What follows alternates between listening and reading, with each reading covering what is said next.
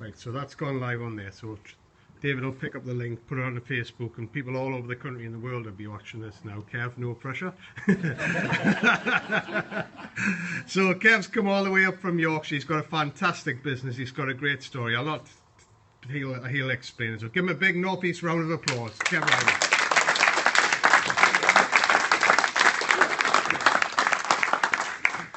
Thank you. Just as a start, can I just ask you a question or a couple of questions? First of all, raise your hand if you're here because you'd like to earn more money. Fantastic. I'm in the right room. Second of all, raise your hand if you know how to start this slideshow. We'll do it for you, Kev. Hang on. Manage. Where's start slide? Oh, hang on. Try down here. Shall I try that? There we go. Yeah. Second of all, raise your hand if not only you'd like to earn more money, but you'd like to have more time to spend that money. In fact, say aye. Aye. Fantastic. Right, okay. Possibly this is your first meeting. Possibly you've come along here tonight to see what this business has to offer. Okay? You're not sure if it actually works. You've seen a bit of evidence around you, but you're not sure whether you can actually make it work yourself. Or perhaps you've been in this business a while and you've had certain progress. You've made some money, you've earned some money out of it, but things have just plateaued and you don't seem to be going any further, moving on. Or perhaps you're highly successful in the business and things are going great, but you just want them to go even better. Okay? Imagine now, 6 months down the line, all those doubts, all those fears have gone. You're doing really well, you're making the money you want, you can see your business growing, you've got confidence, you've got assertiveness, you know where you're going. How does that feel, guys? Does it feel good? Yeah. Yes or no? Yeah. Yes. Brilliant. Okay. So, isn't it fair to say that if you want to get from here to here, most people would say you need a vehicle. Would you agree? Mm-hmm. But we have a vehicle. Isn't that what we're told? Kleeneze is a vehicle to get you from where you are to where you want to be. Okay?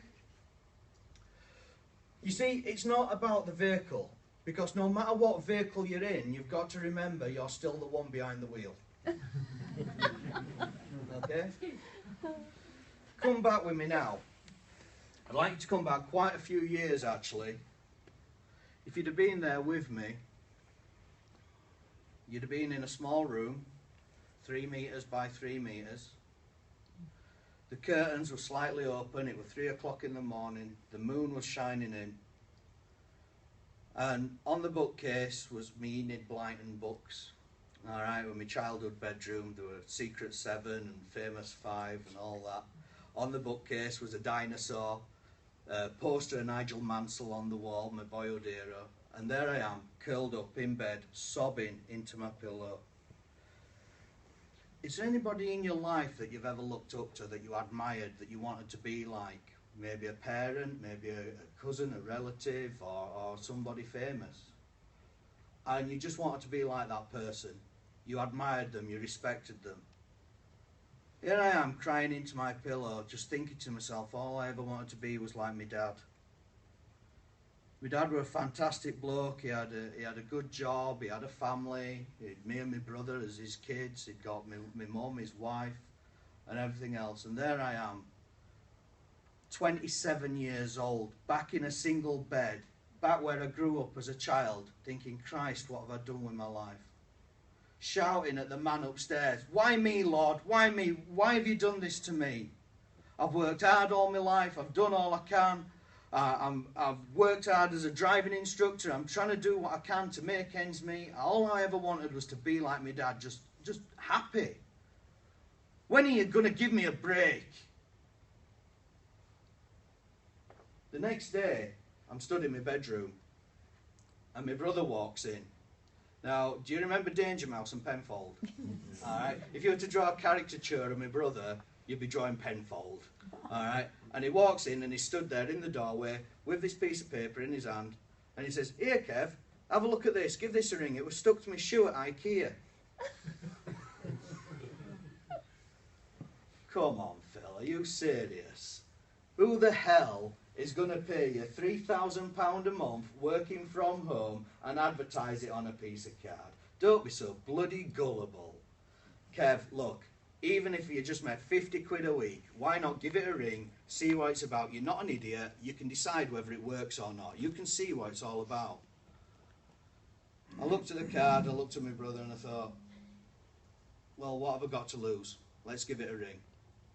So I rang the number on that card, and lo and behold, to cut a long story short, I joined kleeneze. Okay? In my first 4 weeks, I made £233. Within my first 12 months, I'd got my income up to £1,200 a month part-time. And I thought, this is bloody easy. This is a doddle.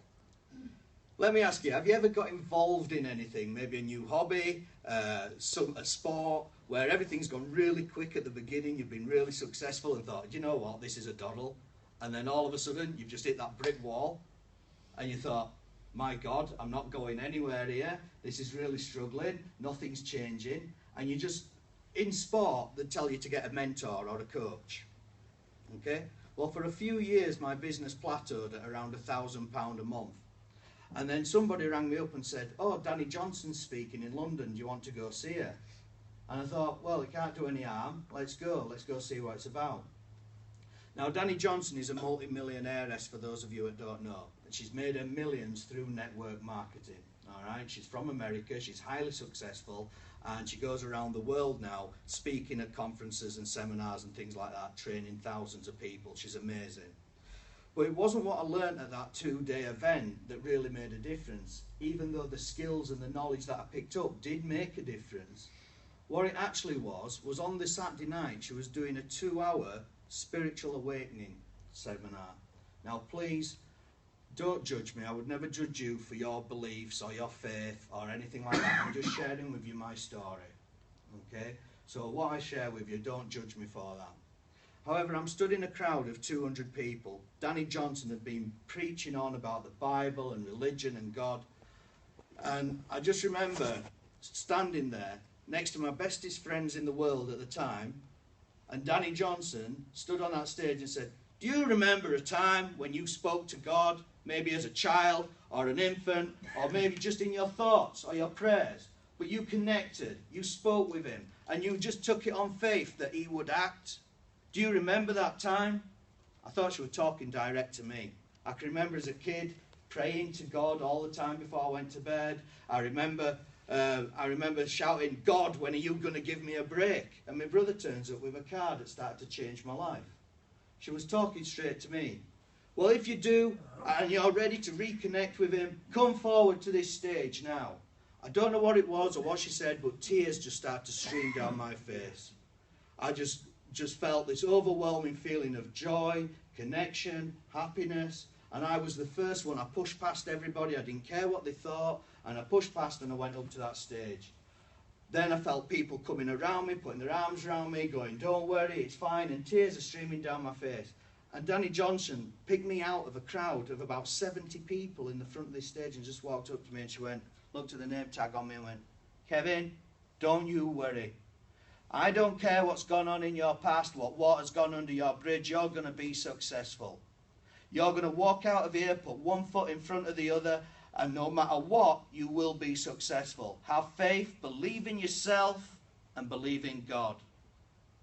That was the first day that I actually started to believe in myself and what I could do and what I could achieve in this business and in life.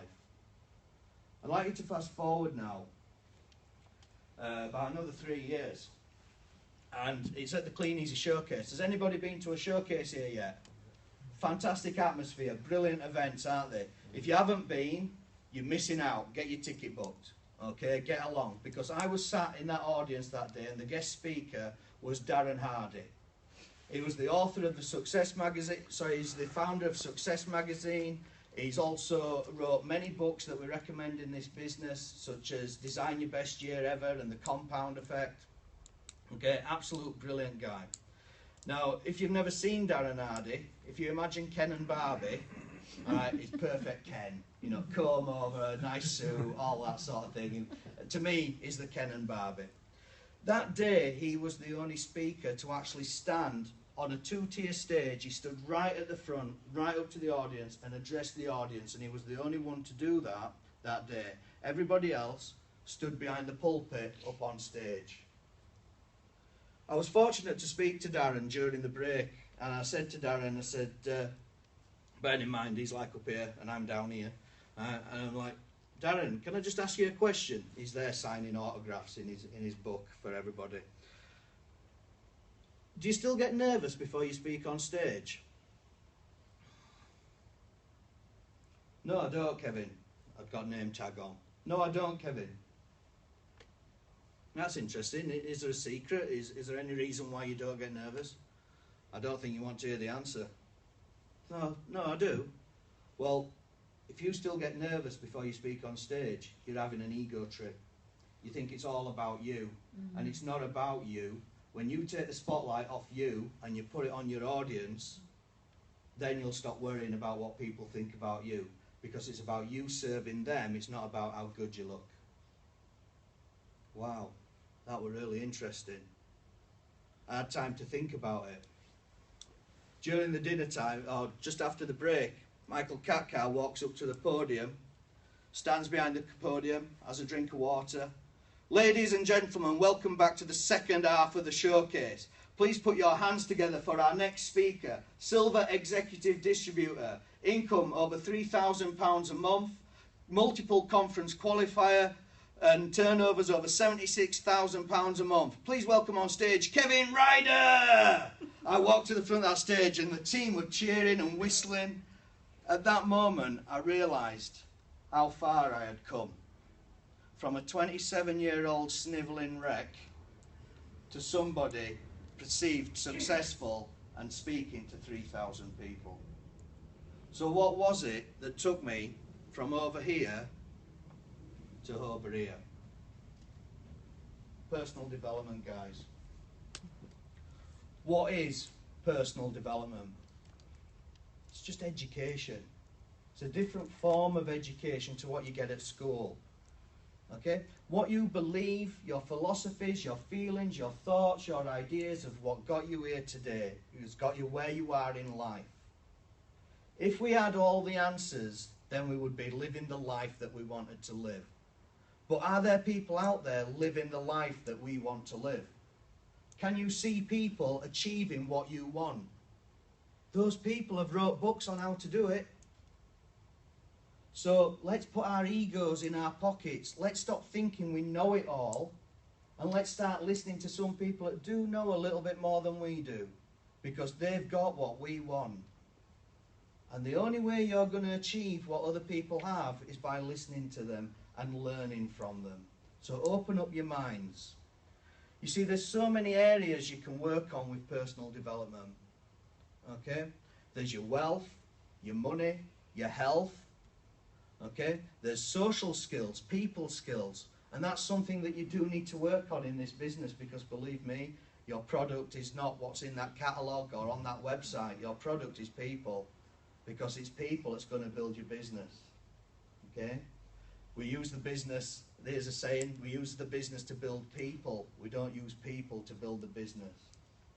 27-year-old snivelling wreck to somebody who's perceived successful in this company, in this business, all through personal development. But what I'd like to work on today is your beliefs and your attitudes. What are beliefs? Okay? Please write this down, guys. Beliefs are not truths. Okay? If you haven't got notebooks and pens, there's lesson number 1. Alright? Beliefs are not truths. What do I mean by that? It's perception. Absolutely. Absolutely, Peter. Thank you. Because at the end of the day, let me give you an example of that. As Peter rightly says, it's perception. Because the whole world perceived the world to be flat. That was the belief of the entire planet. But what's the truth, guys? It's round. So what beliefs do you have that's holding you back? Because they are not the truth. So you were born with only two fears. The fear of loud noises and the fear of falling. And these fears are there to protect you. Everything else has been programmed into you by significant others. So who do we call significant others? Well, from the day you're born to the day you start school, usually it's your parents. Or anybody who's in that house with you, siblings if they're older. And then you start school. And then you get the influence of all these people's parents. And all their beliefs. And your teacher. That's me. That's me there, 5-year-old. Okay? But this is where you start getting programmed. You start having experiences. Things start to happen. And you do things to protect yourself from getting hurt. And you start to create beliefs. And quite often they're negative beliefs. I then left school to become a joiner. Okay, that's what I wanted to do. I wanted to be a cabinet maker. But through life's twists and turns, I ended up joining the army instead. Okay? And then from the army, I ended up practicing my phone calls in Bosnia. Alright? So that's me on the phone in Gorazda, just before getting bombed. No, I'm joking. Alright? But all these experiences, all these things start to form your beliefs. They start to create who you are, all these experiences. Okay? That's me as a driving instructor. That was my car, my driving school, Riders, School of Motoring. Okay?